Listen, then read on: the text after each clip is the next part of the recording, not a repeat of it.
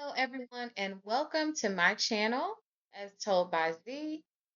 I am going to be doing TV show reviews on this channel as well as possibly some popular topics. This will be my first review on the channel, and I'm going to be reviewing Married at First Sight. So if you watch the show or if you're interested in listening to my thoughts on the show, then please stick around, hit the like button, share, comment, and subscribe. And please, please, please leave your comments and your thoughts down below. I love to hear people's thoughts on TV shows that I watch, and hopefully, we can build a little community here. So sit back, relax, and let's get into it. Okay, so if you're not very familiar with this show, I'm just going to give a little bit of a breakdown on the concept. So, Married at First Sight is in its 20th season. 20 seasons of Married at First Sight. It's almost crazy to think about it like that. I've been watching it for a very, very long time.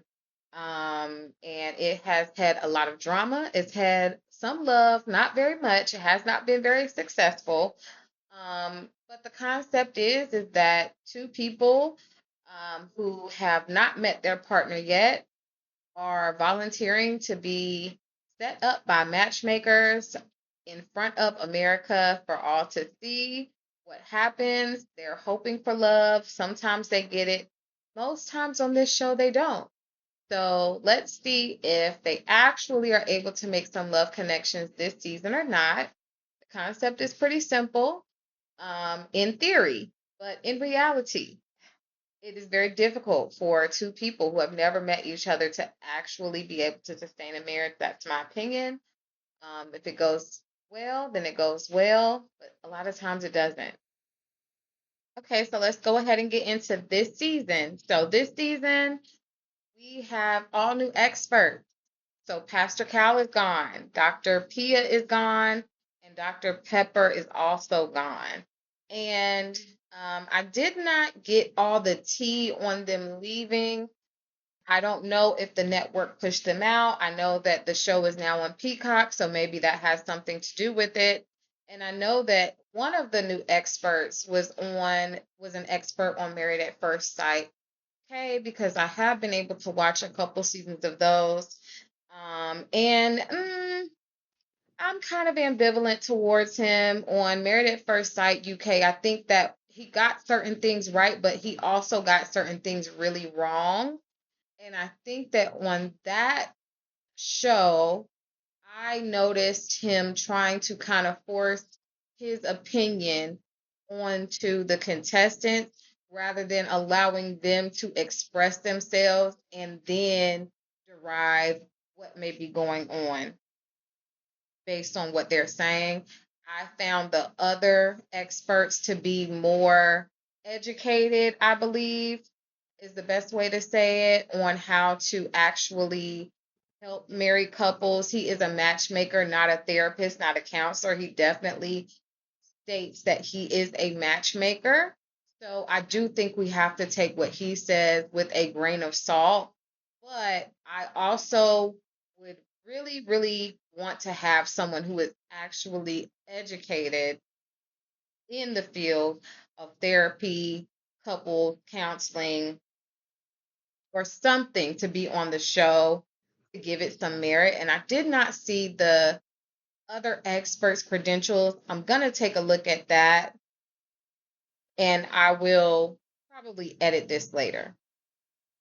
So anyway, my first thoughts on the season, I tried to skip through a little bit of the intro because a lot of the times the intro just gives you a little bit too much tea that you're not asking for. I want to be surprised as I go through the show and as I watch it. So I kind of skipped to the meeting mixer where all the guys meet together and all the girls meet together.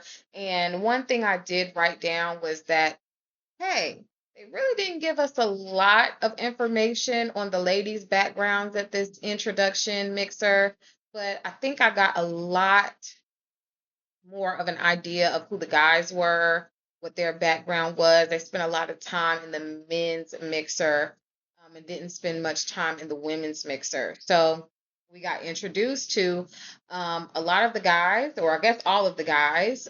Some of them talk more than others.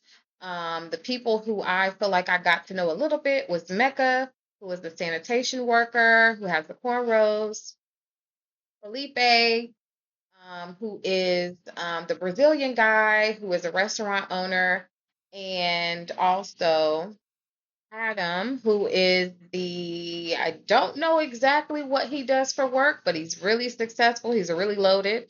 Everyone kept saying it. He plays the piano and he has the lake house and he has the boats and he does the jet skiing and he does all the things. So we definitely got some information on him. I know that one of the guys kind of said he's annoying, and to me, he came off a little bit braggadocious. Um, but I also kind of begin to evolve my opinion about Adam just a tiny bit as the show went on.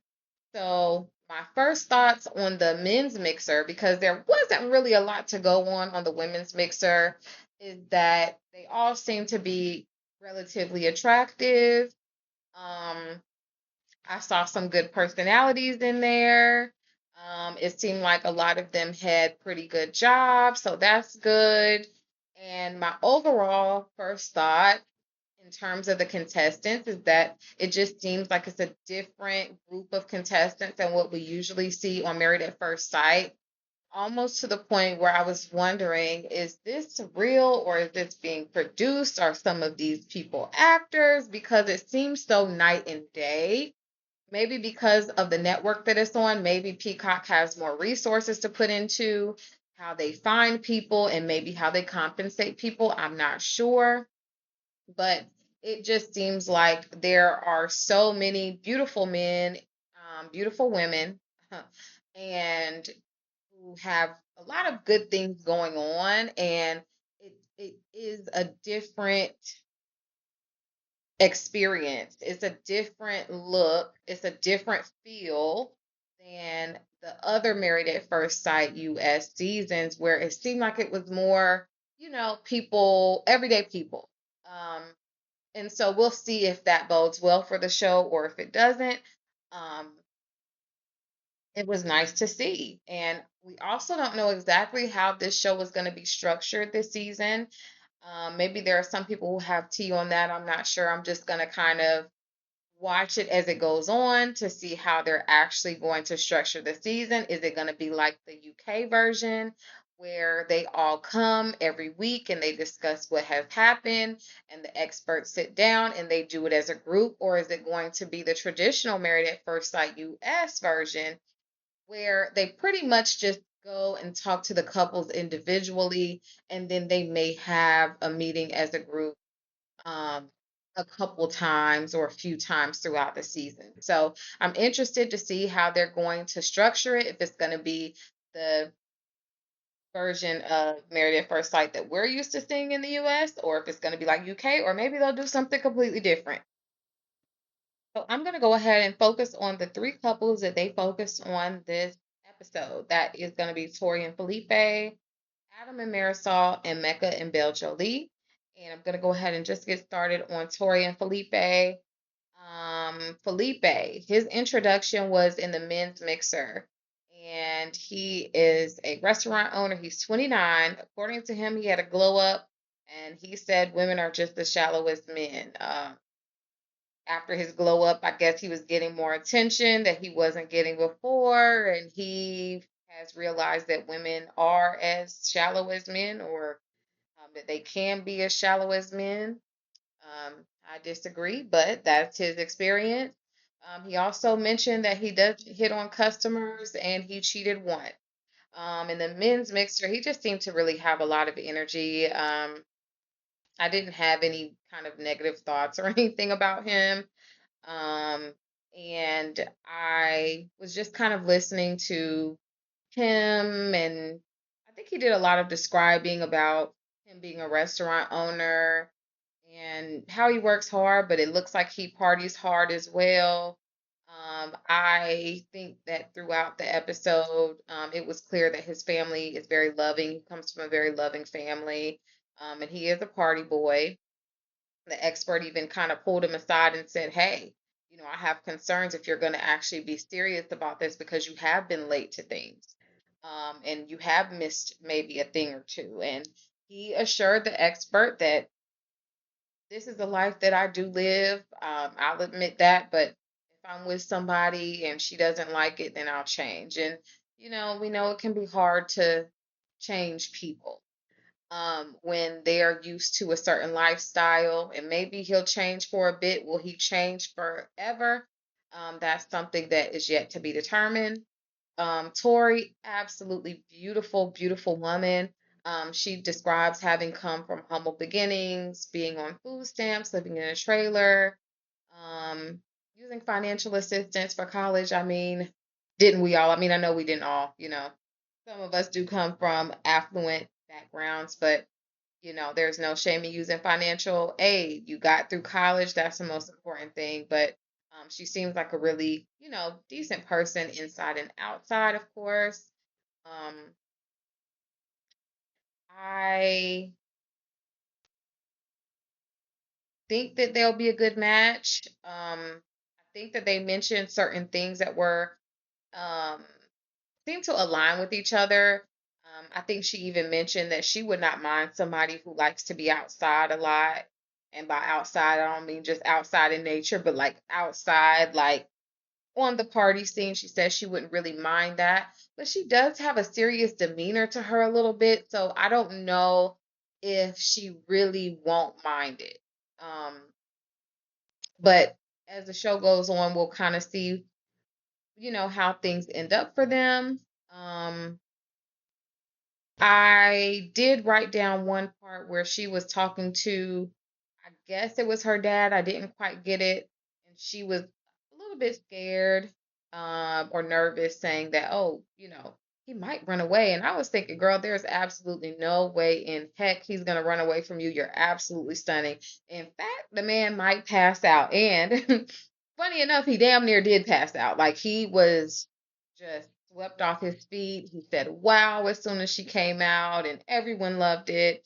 And that man was ready to give up all his coins, all his riches for her beautiful, fine, sexy self. And he ain't wrong. Um, so we know that he's completely enamored by her.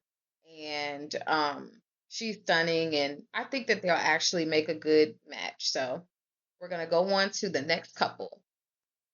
And that is going to be Mecca and Belle Jolie.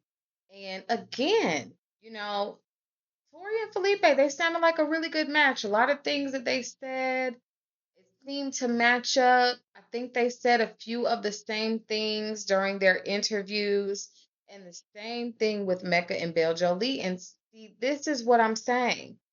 Is this real? Or is this being produced? Is this fake? Or did they just really do such a great job with casting and matching that they just got it right? I am a little skeptical. I'm a little bit skeptical because, especially with Mecca and Belle Jolie, they actually said a few things almost exactly, or that exactly match up with each other. Okay? Now, Mecca is the sanitation worker, which we find out is his family business. I actually love that he introduces himself as a sanitation worker because he can say, oh, I'm in a family business and it's in sanitation, but he seems like a very humble person. Maybe not in terms of his look, he's not humble, but in terms of his personality and the way he presents himself, he does present himself to be a humble type of guy.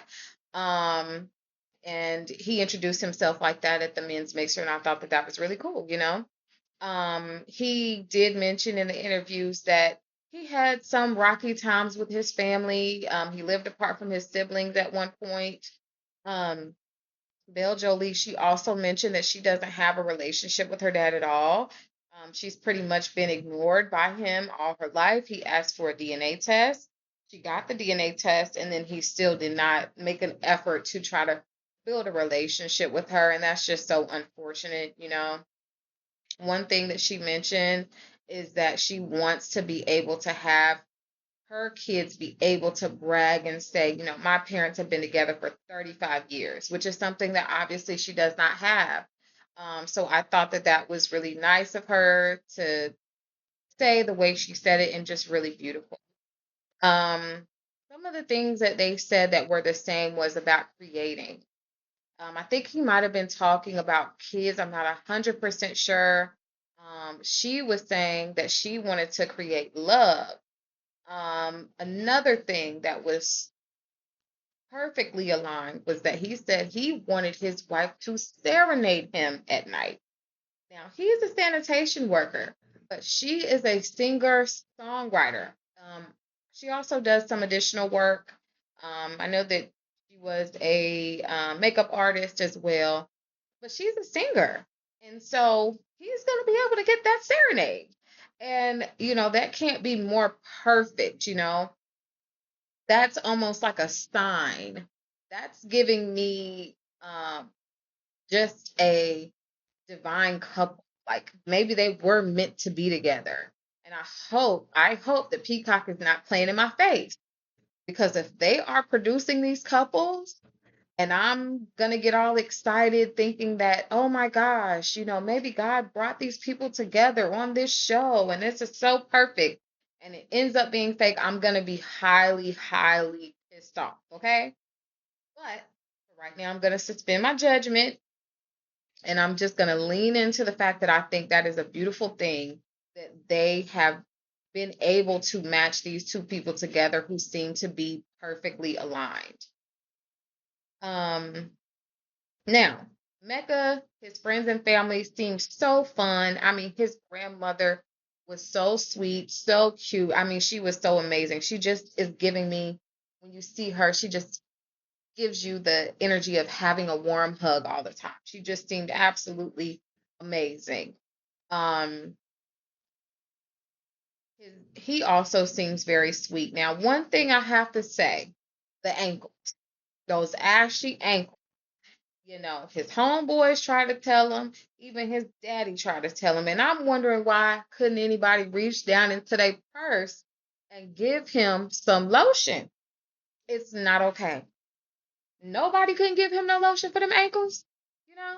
And then he said to give him some slack. And no, we actually can't because this is your wedding day, sir. This is not you just going to the gym, after work. This is not you running to the Publix to get a quick TV dinner. You are actually at your wedding ceremony, and I'm going to need for you to have some lotion on them ankles. Now, I want to know why production and none of his friends, none of his family could give him any lotion for those ankles. It was not okay. He should have had some socks. There should have been a solution because there's no way that man should have got married with his ankles looking white and his face looking black. Okay? But I will say, I also wasn't feeling her necklace now. Don't get on me. It was a glass necklace to me. It was showing all types of colors, and I wasn't feeling it. So he was tacky with his ankles, and she was tacky with that necklace. But she looked beautiful, though. She looked beautiful, beautiful, beautiful lady, beautiful gown. Now, the cheek thing. So I like that he considered what he should do about the kiss. To me, that shows that he has a little bit of emotional intelligence to be able to understand that, hey, maybe she's actually not comfortable with the kiss. I'm thinking I want a kiss, but maybe she might not be comfortable with the kiss. So I'm glad that he actually took a minute to think about that. And he said, hey, you know what I'm going to do? I'm going to ask. And that was perfect. That was perfect because what we see on the other end is that she's not comfortable with the kiss.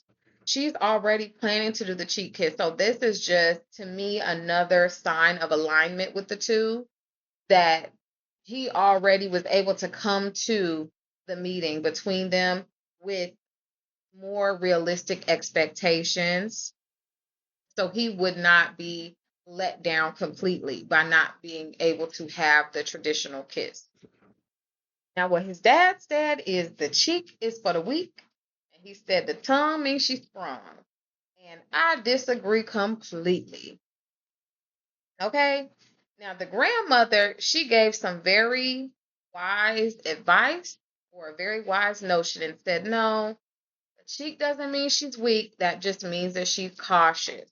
Now, did he listen to his grandmother? No. No, he did not. He had in his mind what his daddy said, cheek for the weak and tongue for the sprung. Tongue means you're sprung. And that's what he said after he got the kiss on the cheek at the altar. But his grandmother was right. I wish, see, y'all need to listen to your grandmothers. Listen to your grandmothers. They make sense. They have the wisdom for a reason. That's why we need to respect our elders and go to them and listen to what they have to say. Because had he known that, hey, the cheek isn't anything bad, that just means that she's being cautious, then there would have been no issue.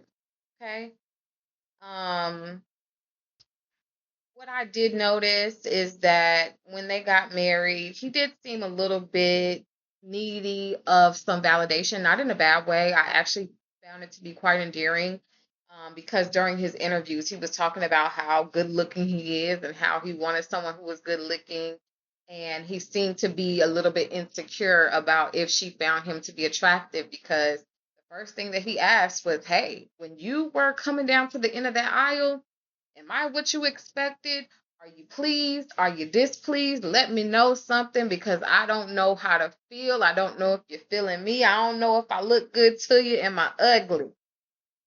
So to see the shift in the way that he was in the interviews to then, it to me was a little bit endearing, because I'm like, okay, it seems like he probably likes her. He wants to know what she thinks of him, which is something that he mentioned to his family too. What if she doesn't like me? That's something I'm really nervous about. And his dad did give him some good advice. The worst thing that can happen if she doesn't like you is that you got all of us who love you. And that's something that is really, really good to hear. That's something I wish that every one of us could hear from our family, to just know that you have that security with them. Um, so he was trying to get some compliments out of her, and I noticed that they kind of cut the scene a little bit, because she said, I love, but then they cut it off. So I'm thinking maybe she did give him a little bit of validation, but we didn't get to see it, and maybe they were sloppy with the editing and we weren't supposed to see that part, and they're trying to create a narrative. I don't know. I've been watching Married at First Sight for a long time, so I am not oblivious to the games that production plays. So I'm sorry if y'all are not used to this type of review. I really do watch a lot of reality TV. I've been watching Married at First Sight for a very long time. So I do know that certain things are produced and cut a certain way. But I also did, notice that he mentioned it again when they were taking pictures. He was trying to get more validation. I think that means that he's attracted to her and he's probably feeling her. He thinks that she's somebody that he would want to be with or he's attracted to. So I think that's good.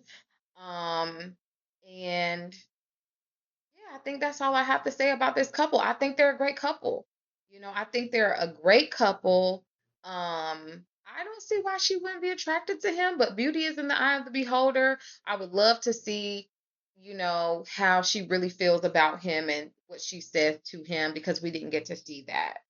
So yeah, let's go ahead and move on to the last couple. Good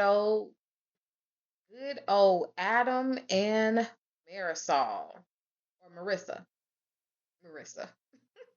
Her name is Marissa. I think I might have said Marisol before. If I did, y'all forgive me. Please forgive me. And also, if y'all can forgive me, I know that the quality of this microphone is absolutely trash, but I know I have a microphone around here somewhere. I can't find it. I am in the middle of moving, and I just ordered a new one for Amazon that's going to get here tomorrow. But because I just watched this show, I want to get my initial reactions as I remember it rather than waiting tomorrow, because I might forget tomorrow. So I'm trying to go ahead and get this out.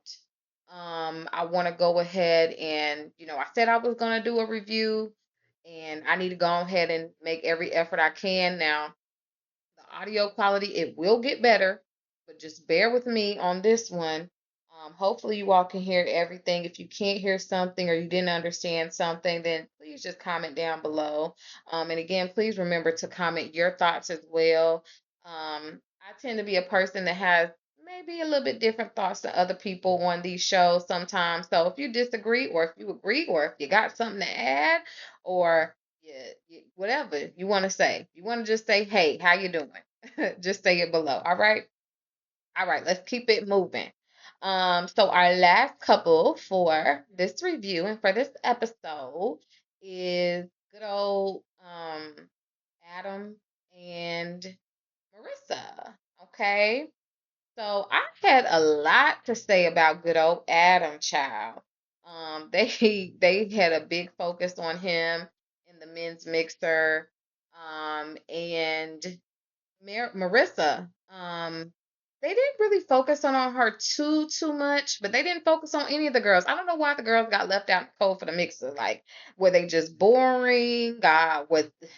I don't know. All right. So anyway, so Adam, he says that from 20 to 29, he's been in nonstop relationships.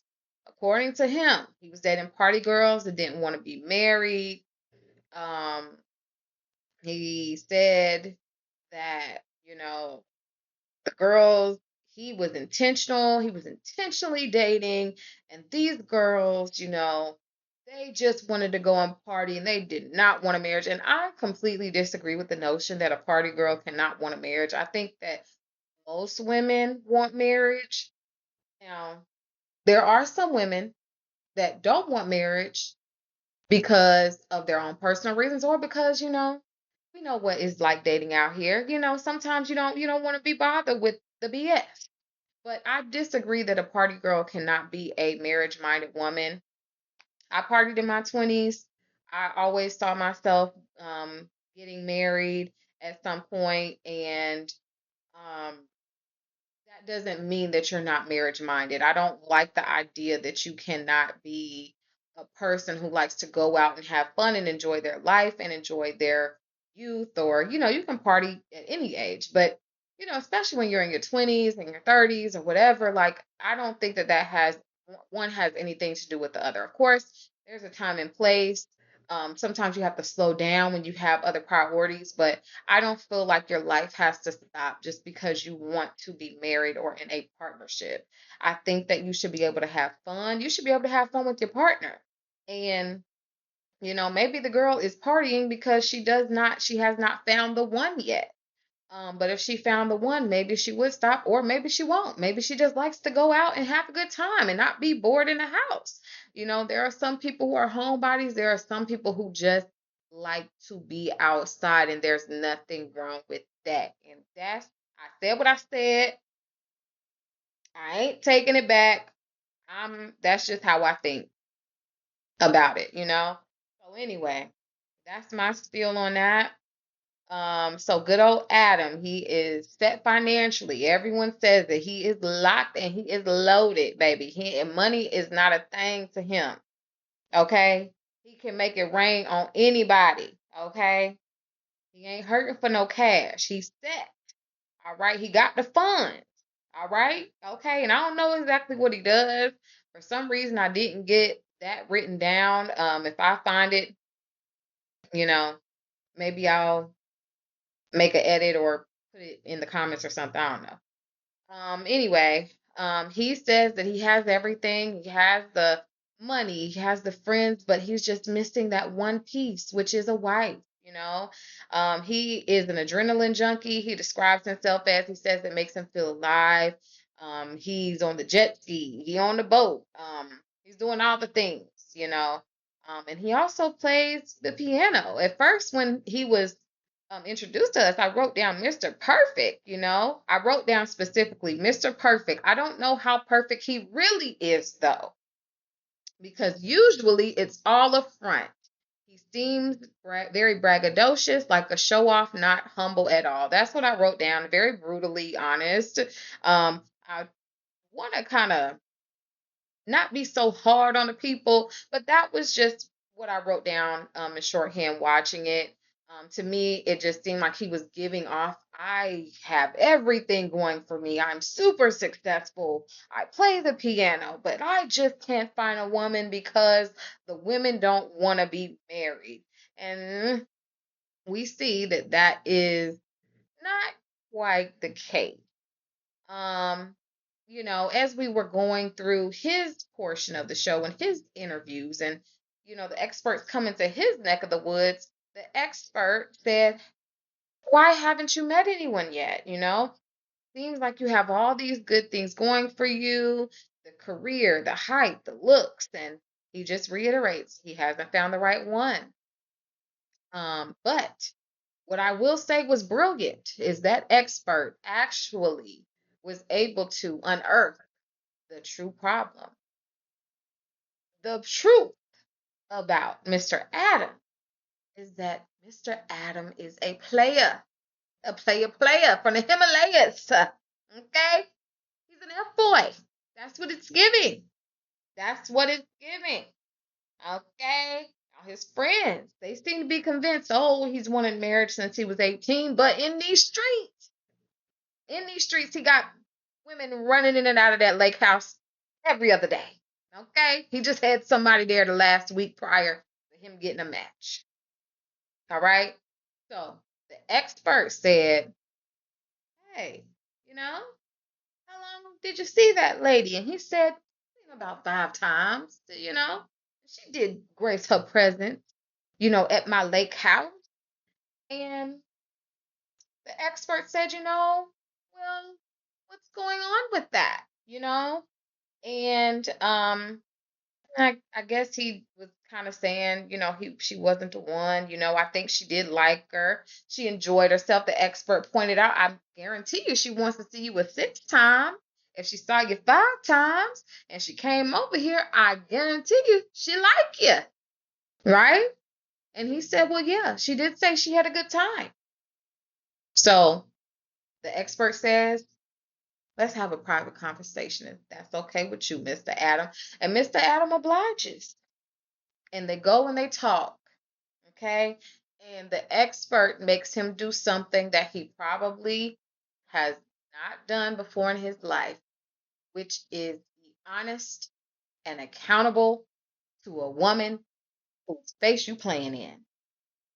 He was playing in that lady face, saying, oh, when the expert said call her and let her know you ain't gonna be seeing her no more because we have a match for you now. We got a match for you, but you gotta let her go. And he said, no, I don't really want to do that. She's going to think it's weird. If I call her, I'd rather just send her a text because we're so casual. She's probably going to look at me like I'm weird for calling instead of texting because she don't even look at me like that. And the expert said, call lady. Call the lady. And so he goes and he calls her reluctantly, very, very reluctantly. And he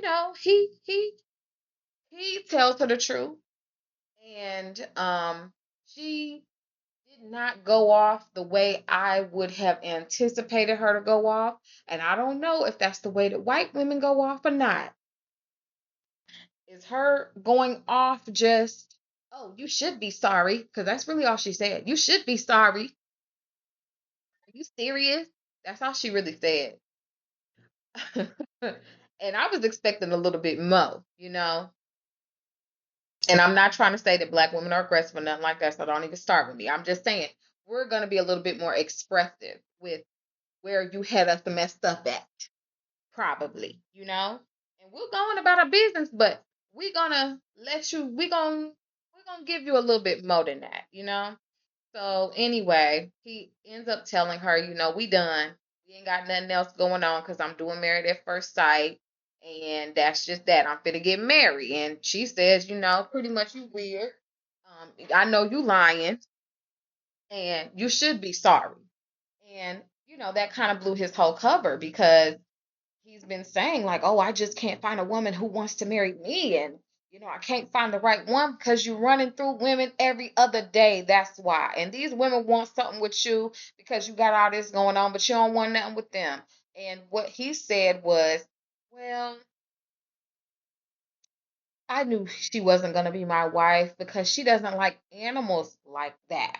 And I like animals. I like cats and dogs and all these things. And my thing is, well, Mr. Adam, why didn't you tell her that? Why you got this lady gallivanting with you through town and come to your lake house and and doing things with you, if you know what I mean? And you knew already that you were not going to be able to give her what she was wanting, what she was asking for, what she was looking for. And this is my problem. This is what some men do. They will see one little thing about you or hear one little thing about you that they don't quite want in a wife, but they will continue to waste your time. Ladies, don't let them waste your time. Don't let Mr. Adam come and waste your time. If you have a Mr. Adam in your life, you need to be asking some questions. And not a what are we type question. It's some different type of questions. If you have some questions about the questions you need to be questioning on your man, comment down below and I'll let you know. All right. But I want to keep on moving with this review here. All right. So he also mentioned something that was a little bit surprising to me. Because he just seems to have this perfect picture. He said his parents isn't coming or weren't coming. I'm so sorry. His parents aren't coming. His sister wasn't coming. His grandmother wasn't coming. And after seeing that, to me, it just seemed like he's been lacking love in his life and his family. And so maybe that braggadocious type of personality that I wrote down when I first saw him at the men's mixer, maybe that bragging is to compensate for what he's missing in terms of family love. Um, so that was really interesting that he doesn't have a close family like maybe you would expect a guy like that to have, and not necessarily close, but at least show up for the wedding type of close. Um, so, hopefully he does actually get a family, and he'll be able to have that love. But sometimes what I have seen with people who are lacking love from their family, they tend to run away from love because they're scared of love. Maybe they're scared of being abandoned. They're scared of being let down. They're scared of just the feeling of being vulnerable because they have not had that type of love in their life. So, um, let's go ahead and switch over to Marissa. Marissa is also beautiful, and she doesn't have a perfect family either. She says she doesn't speak to her dad often. Her parents had a messy divorce. From me and my perspective, although we didn't get a whole ton from her, she seems real to me. She seems realistic. Her friends are so cute. She wrote in her letter to Adam that adventurous love is what she's, describing that she wants, and that's a great match, honestly. Um, I actually think that they can work if he doesn't get in his own way and sabotage. Because to me, um, from all of this, the texting, the lady, and the all of this stuff. He seems like a runner to me. And to me, she doesn't come across as a runner at all. She seems like the type of person who's going to stay in it and stick through it and work it out and be communicative and work through problems. And he seems like he might not be that type of person.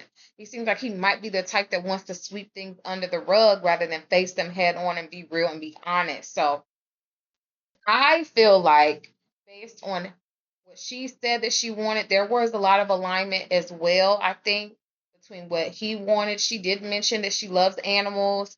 She doesn't really like cats, but she'll take an allergy pill for the right guy. And I think they're both attractive. I think that they would probably be good together, but there's a twist. There's a twist because, I Adam, he been a player. He already know her. Now, I don't know how he knows her. I don't know if they've had dealings. I don't know if he done burnt the bridge with her. I don't know. Maybe he dated the friend or whatever. The surprised look on her face, it seemed like they knew each other very well. So hopefully this man did not already F her over, and he didn't look too happy, so he probably effed her over, and we got to see what happens with that. The plot thickens with that one. The plot thickens because you know what? Adam is just a gift that keeps on giving. He's the gift that keeps on giving. So we got to see next episode, y'all, what's going on with these people. I'm super, super excited to see it. I think that I give this episode really a 10 out of 10. Maybe I'm being too generous. Maybe I'm just used to how Married at First Sight usually is, and I'm getting a little excited. I'm getting a little happy. I do like that there's a lot more people, so there's going to be a lot to talk about. There's going to be a lot of interactions. I feel like it's going to be a really, really good season, and I'm sad. So, y'all, let me know how y'all feel about this episode. What y'all think about the season? What are your predictions? I would say my predictions, Tori and Felipe, I think that they're going to be good. I think she's a little bit serious, so I wonder how that's going to work out. With Mecca and Belle Jolie, I think they're amazing. I really want them to have a 35-year marriage. I think they can do it. I really do. And with Nick and Marissa, I think that he's gonna be the one that has to get out of his own way with this. Even whatever dealings they have had, I honestly, based on her expression, it seemed like she wasn't like completely just disgusted. So I think there's an opportunity there, but he's probably gonna have to take some accountability, which we know he don't like to do. So until next time, family, I'm out. God bless.